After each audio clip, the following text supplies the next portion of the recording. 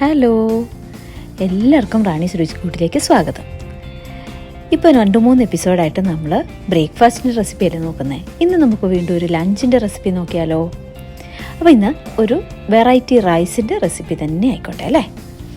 നമ്മളിന്ന് നോക്കുന്നത് മിൻറ്റ് റൈസിൻ്റെ റെസിപ്പിയാണ്. മിൻറ്റ് റൈസ് എന്നോ പുതിന റൈസ് എന്നോ ഒക്കെ പറയും കേട്ടോ. അപ്പോൾ നമുക്ക് അതിൻ്റെ റെസിപ്പിയിലേക്ക് കടന്നാലോ. ഈ മിൻറ്റ് റൈസ് ഉണ്ടാക്കാൻ വേണ്ടിയിട്ടുണ്ടല്ലോ, നമുക്ക് ബസ്മതി റൈസാണ് ഏറ്റവും നല്ലത് കേട്ടോ. ഞാനിവിടെ 1 കപ്പ്, ഈ മെഷറിംഗ് കപ്പിന് 1 കപ്പ് ബസ്മതി റൈസ് നല്ലോണം 2-3 പ്രാവശ്യമൊക്കെ വെള്ളം ഒഴിച്ച് കഴുകി അതിൻ്റെ വെള്ളം ഒന്ന് ഊർന്നു പോകാൻ വേണ്ടിയിട്ട് ഒരു സ്ട്രെയിനറിൻ്റെ അകത്ത് വെച്ചിരിക്കുകയാണ് കേട്ടോ. പിന്നെ നമുക്ക് 1 കെട്ട് പുതിന വേണം. ഈ പുതിനയിലെ ഞാൻ ഇതുപോലെ തന്നെ നന്നായിട്ട് വാഷ് ചെയ്തിട്ട് അതിൻ്റെ വെള്ളം പോകാൻ വേണ്ടിയിട്ട് വേറൊരു സ്ട്രെയിനറിൽ എടുത്ത് വെച്ചിരിക്കുകയാണ് കേട്ടോ. 5-6 ഇഞ്ചിയുടെ പീസ് ഞാൻ എടുത്തിട്ടുണ്ട്. അതുപോലെ 3 പച്ചമുളക് എടുത്തിട്ടുണ്ട്. 1 സവോള കട്ട് ചെയ്തും വെച്ചിട്ടുണ്ട്. പിന്നെ കുറച്ച് കൊറിയൻഡർ ലീവ്സും കൂടെ ഉണ്ടെങ്കിൽ, അതായത് മല്ലിയിലയും കൂടെ ഉണ്ടെങ്കിൽ നല്ലതാണ് കേട്ടോ. മിൻറ്റ് റൈസ് ഉണ്ടാക്കാൻ വേണ്ടിയിട്ടുണ്ടല്ലോ നമുക്ക് കുക്കർ തന്നെ വേണം. അപ്പോൾ കുക്കർ അടുപ്പത്ത് വെച്ച് ബർണറൊക്കെ ഓൺ ചെയ്ത് അതിൻ്റെ വെള്ളമൊക്കെ പോയി കഴിയുമ്പോൾ നമ്മളൊരു 1.5 ടീസ്പൂൺ എണ്ണ അതിനകത്തേക്ക് ഒഴിച്ചു കൊടുക്കണം. ഇതിന് നമുക്ക് വെളിച്ചെണ്ണ വേണ്ട കേട്ടോ, അതല്ലാത്ത ഏതെങ്കിലും ഓയിൽ നമുക്ക് ഉപയോഗിക്കാം. എണ്ണ ചൂടായി കഴിയുമ്പോൾ നമ്മൾ അരിഞ്ഞു വെച്ചിട്ടുള്ള ഇഞ്ചി, പച്ചമുളക്, ഉള്ളി, ഈ 3 സാധനങ്ങൾ ഇതിനകത്തേക്ക് ഇടുക. എന്നിട്ട് കണ്ടിന്യൂസ് ആയിട്ട് ഇളക്കിക്കൊണ്ടിരിക്കുക. ഇതൊരു ലൈറ്റ് ബ്രൗൺ കളർ ആകുന്നത് വരെ നമ്മളിങ്ങനെ ഇളക്കിക്കൊണ്ടിരിക്കണം. നമ്മൾ കുക്കർ അടുപ്പത്തേക്ക് വെക്കുന്നതിന് മുമ്പ് തന്നെ ആ മിൻറ്റ് ലീവ്സ് റെഡിയാക്കുന്നതായിരിക്കും കേട്ടോ നല്ലത്. അപ്പോൾ അതിന് വേണ്ടിയിട്ടുണ്ടല്ലോ പുതിന ഇലയുടെ ആ മുകളിലത്തെ പോർഷൻ, തളിരായിട്ടുള്ള പോർഷൻ ഇങ്ങനെ എടുക്കണം. അത് കഴിഞ്ഞിട്ട് പിന്നെ ബാക്കിയുള്ള പോർഷനിൽ ആ ഇല മാത്രം എടുത്താൽ മതി, തണ്ട് നമുക്ക് ഉപയോഗിക്കേണ്ട കേട്ടോ, അത് കളയാം. അപ്പോൾ അങ്ങനെ മൊത്തം നമുക്കൊന്ന് റെഡിയാക്കി എടുക്കാം കേട്ടോ. മുമ്പേ നമ്മൾ കുക്കറിൽ ആ ഉള്ളി, ഇഞ്ചി, പച്ചമുളകൊക്കെ റെഡിയാക്കിയില്ലായിരുന്നു, ആ ലൈറ്റ് ബ്രൗൺ കളർ ആകണമെന്ന് പറഞ്ഞില്ലായിരുന്നു. അപ്പോൾ ആ ഒരു സ്റ്റേജ് എത്തിക്കഴിയുമ്പോഴേക്കും ഇങ്ങനെ റെഡിയാക്കിയിട്ടുള്ള മിൻറ്റ് ലീവ്സും, അതുപോലെ നമ്മൾ പറഞ്ഞില്ലേ പറ്റുകയാണെങ്കിൽ കുറച്ച് മല്ലിയില ഇട്ടാൽ നല്ലതാണ്, ആ മല്ലിയിലയും കൂടെ ഇതിനകത്തേക്ക് ചേർക്കുക. ചേർത്തിട്ട് നന്നായിട്ടൊന്ന് ഇളക്കുക. ഈ ഇലയൊന്ന് നന്നായിട്ട് വാടുക, അതാണ് ഇതിൻ്റെ കണ്ടീഷൻ. ഇത് ഉണ്ടാക്കുമ്പോൾ നമ്മൾ പൊതുവെ മീഡിയം ഫ്ലെയിമിൽ വെക്കുകയാണ് കേട്ടോ സേഫ്. ഹൈ ഫ്ലെയിമിൽ വെച്ച് കഴിഞ്ഞാൽ ചിലപ്പോൾ നമ്മുടെ ശ്രദ്ധയൊന്നും കിട്ടിയില്ലെങ്കിൽ കരിഞ്ഞു പോകാനൊക്കെ സാധ്യതയില്ലേ. അത് കാരണം മീഡിയം ഫ്ലെയിമിൽ ചെയ്താൽ മതിയേ. ഈ ഒരു സ്റ്റേജ് ആയി കഴിയുമ്പോഴേക്കും നമുക്ക് ബർണർ ഓഫ് ചെയ്യാം കേട്ടോ. ഇനി നമുക്കിതൊന്ന് കുറച്ച് വിസ്താരമുള്ളൊരു പാത്രത്തിലേക്ക് മാറ്റാം. നന്നായിട്ട് ഇതിൻ്റെ ചൂടൊക്കെ ഒന്ന് ആറി കിട്ടാൻ വേണ്ടിയിട്ടാണ് കേട്ടോ. ഇപ്പോൾ ഇതിൻ്റെ ചൂടൊക്കെ നന്നായിട്ട് ആറിയിട്ടുണ്ട്. ഞാനിപ്പോൾ ഇതൊരു മിക്സി ജാറിലേക്ക് മാറ്റുകയാണ്. നമുക്കിതൊന്ന് അരച്ചെടുക്കണം.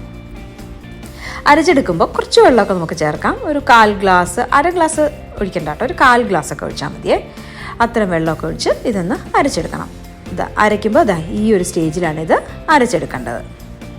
ഇനി നമുക്ക് ഇതേ കുക്കർ തന്നെ 1 ടേബിൾ സ്പൂൺ എണ്ണ ഒഴിച്ച് ഒന്ന് വീണ്ടും ബർണറിൽ വെക്കാം.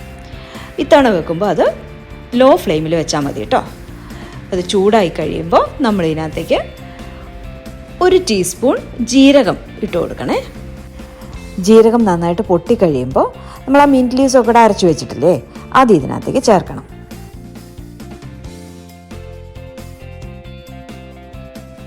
എന്നിട്ട് നന്നായിട്ടൊന്ന് ഇളക്കി കൊടുക്കണം. അതിനുശേഷം നമ്മൾ അവിടെ ഡ്രെയിൻ ചെയ്ത് വെച്ചിട്ടുള്ള ബസ്മതി റൈസില്ലേ, അത് ഇതിനകത്തേക്ക് ചേർക്കാം. ചേർത്തിട്ട് നമ്മളിത് 1 മിനിറ്റ് ഒന്ന് കണ്ടിന്യൂസ് ആയിട്ട് ഇളക്കി കൊടുക്കണം. ഇപ്പോഴൊക്കെ നമ്മളിത് ലോ ഫ്ലെയിമിൽ വെച്ചാൽ മതി കേട്ടോ. ഇതിങ്ങനെ ഇളക്കി കൊടുക്കുന്നത് എന്തിനാണെന്ന് വെച്ചാൽ നമ്മൾ അങ്ങനെ തന്നെ ഇത് വേവിച്ച് കഴിഞ്ഞാൽ ഈ അരിയൊക്കെ പൊട്ടിപ്പോകാനും അതുപോലെ കുഴഞ്ഞു പോകാനും ഒക്കെ, മിൻറ്റ് റൈസ് കുഴഞ്ഞു പോകാനൊക്കെ ചാൻസ് ഉണ്ട്. അത് ഒഴിവാക്കാൻ വേണ്ടി നമ്മൾ 1 മിനിറ്റ് ഇതൊന്ന് അങ്ങനെ തന്നെ ഇളക്കി കൊടുക്കണം.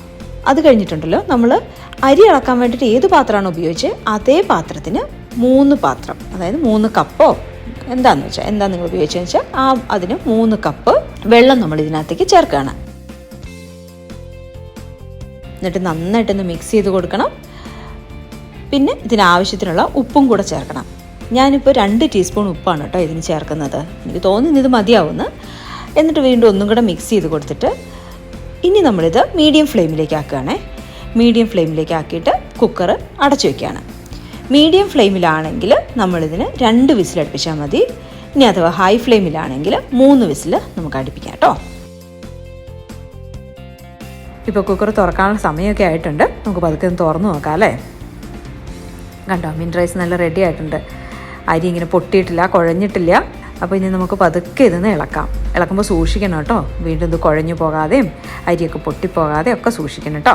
ഇനി നമുക്ക് ഈ മിൻറ്റ് റൈസ് ഒരു സെർവിങ് ബൗളിലേക്ക് മാറ്റാം. ഇതിന് ബെസ്റ്റ് കോമ്പിനേഷൻ ഉണ്ടല്ലോ തൈരാണ്. തൈരിന് നോർമൽ സോൾട്ട് വേണമെങ്കിലും ഇടാം, പക്ഷേ ബ്ലാക്ക് സോൾട്ട് ഉണ്ടെങ്കിൽ അതാണ് കേട്ടോ ബെസ്റ്റ് കോമ്പിനേഷൻ. പിന്നെ നിങ്ങൾക്ക് ഇതിൻ്റെ കൂടെ ചിപ്സോ അങ്ങനെ എന്തെങ്കിലുമൊക്കെ കൂട്ടാൻ ഇഷ്ടമാണെന്നുണ്ടെങ്കിൽ അത് സൈഡായിട്ട് ഉപയോഗിക്കാം കേട്ടോ.